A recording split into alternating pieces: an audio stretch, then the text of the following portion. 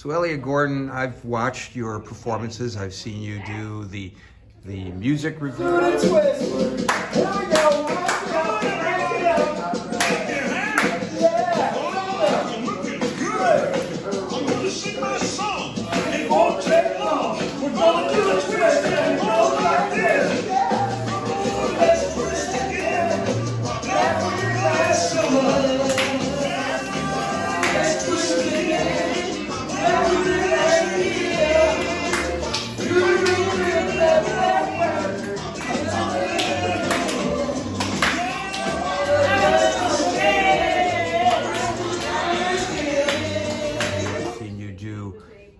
The Catskills. Jerry Lewis, I had did a little bit of work for. I had booked him on a show that I was doing with comedian Pat Cooper, and he was wonderful. He came on via the telephone. He was absolutely fabulous, and he really was terrific. And it was such an honor for me to do some work with this legendary funny man who raised $2 billion for muscular dystrophy. $2 billion, that's new wheelchairs, new beds, new buildings because of Jerry Lewis. I've seen you do the tribute to rock and Peter roll. told me, he said, Al, he said, as a kid, I never had dreams of being a record star, which he became.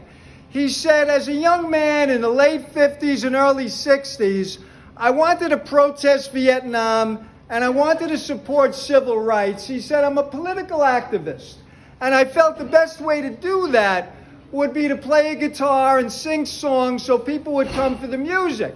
He said, so I got another fellow with me. His name is Noel Paul Stuckey. And we got a girl singer. And we formed a trio called Peter, Paul, and Mary. I call you, if you don't mind me giving you a moniker, a triple threat when it comes to entertainment. Thank you. How did you come about with this idea of using these three genres? Well, what happened was, I spent so many years with the Catskill comedians, be it Pat Cooper, Jackie Mason, all of those guys. And I was talking to Pat Cooper, and he said, keep our genre alive. It was a golden era of show business, and you were with us. You were one of us. And he said, keep that alive. Keep those stories out there. I'll give you stories. You can get stories from Tom Dreesen about his 14 years with Frank Sinatra, plus your personal relationships.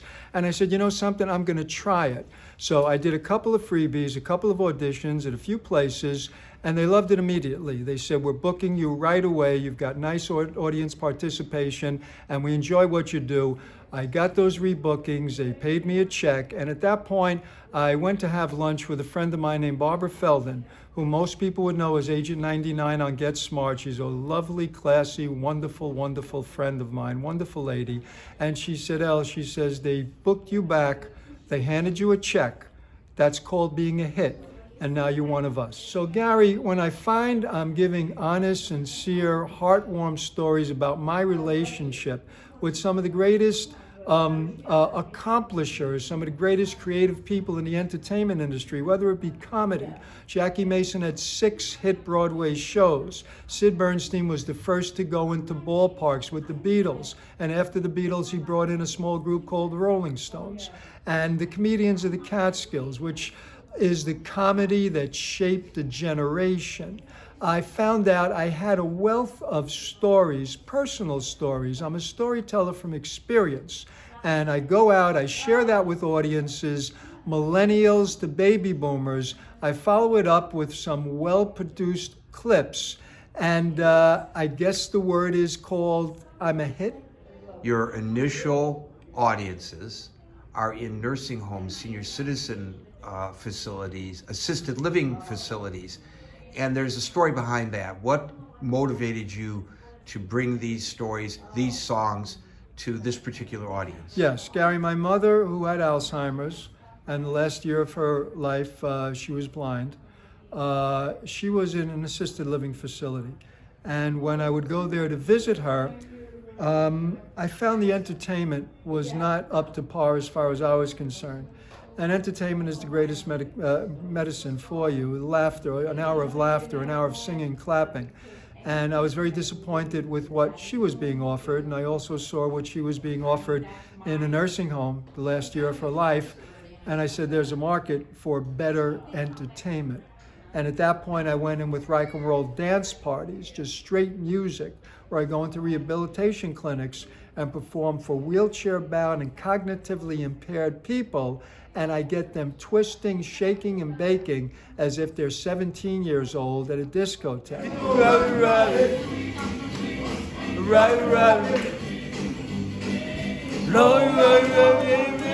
Rock tonight.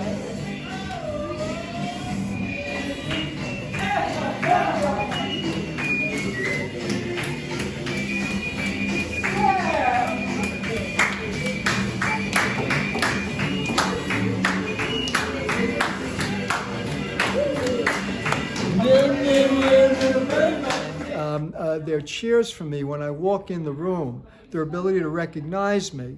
I didn't know what I was doing right, and I researched it. And I found out that the joy sensors in the cerebral cortex are stimulated by rhythmic beats of late 50s, early 60s rock and roll. Chubby Checker, the Beach Boys, Temptations, etc.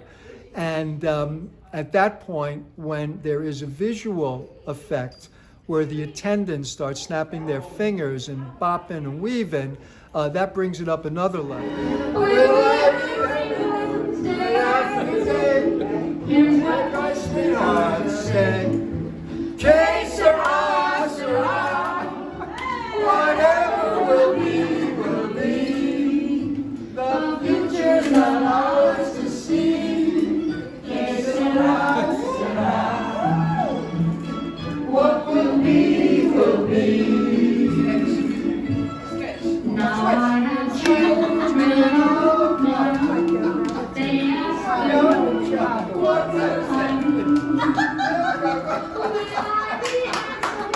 will I be rich? Que sera, sera. Whatever will be, will be. The future's not ours to see. Que sera, sera. What will be, will be.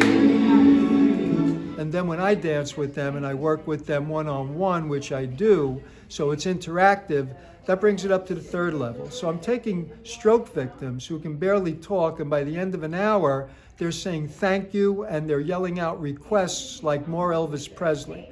And I'm astonished. When I branched out, now I'm speaking to agents to represent me in small theaters in a different genre to share stories about how the friends of mine who were the players of rock and roll in the 60s and how that music kept together a divided nation, their stories. Peter Yarrow from Peter, Paul, and Mary getting a call from Dr. Martin Luther King to join him to entertain 250,000 people in Washington, and what a thrill that was. Sid Bernstein putting together the Beatles at Shea Stadium, which was the first ballpark concert in history. And the producers of Woodstock said if there was no Shea, there would be no Woodstock. That changed the music business. And of course, the comedians. We need our laughs. And I'm finding that I'm entertaining millennials to boomers. Everybody wants a break. We got a tough world out there. We want entertainment. We want Jerry Lewis and Dean Martin back. We want Frank Sinatra and Sammy Davis back. And I'm giving it to them, and I'm offering the intimacy of the conversations that they were kind enough to share with me at dinner tables and at late night events.